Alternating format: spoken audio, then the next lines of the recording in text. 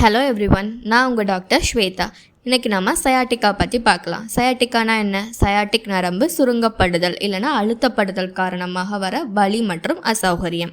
So இந்த sciatic நர்வ்னா என்ன? நம்ம பாடியில் இருக்கக்கூடிய மிகப்பெரிய நரம்பு இதுதான். இது கீழ் முதுகில் தொடங்கி இடுப்பு, பிட்டம், தொடை, முழங்கால், கால் வர செல்லும்.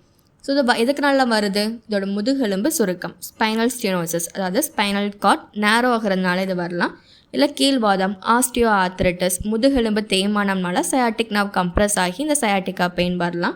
அண்ட் டீஜெனரேட்டிவ் டிஸ்க், இன்டர்வர்டிப்ரல் டிஸ்க் டீஜெனரேஷனால் இந்த சயாட்டிக்கா பெயின் வரலாம். அண்ட் ஹெர்னியேட்டட் டிஸ்க், அதே இன்டர்வர்டிப்ரல் டிஸ்க் நழுவி சயாட்டிக் நர்வை இதை கம்ப்ரஸ் பண்ணுறதுனால சயாட்டிக்கா பெயின் வரலாம்.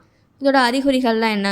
கீழ் முதுகு வலி, கால் வலி, பிட்டத்தில் வலி, கூச்ச உணர்வு, நம்னஸ் இருக்கும், கால் பலவீனம் ஏற்படும். அண்ட் கரண்ட் பாஸ் ஆகிற மாதிரி ஒரு சென்சேஷன் இருக்கும். அதாவது வலி இடுப்பில் தொடங்கி கால் வரைக்கும் பரவும். இதோட ட்ரீட்மெண்ட்லாம் என்ன? கண்டிப்பாக மருந்து எடுத்துக்கணும். அண்ட் ஸ்க்ரீனில் தெரிகிற எக்ஸசைஸை ஃபாலோ பண்ணுறப்ப சயாட்டிக் நர்வில் ஏற்பட்டக்கூடிய கம்ப்ரெஷனால் வர வலி கம்மியாகும்.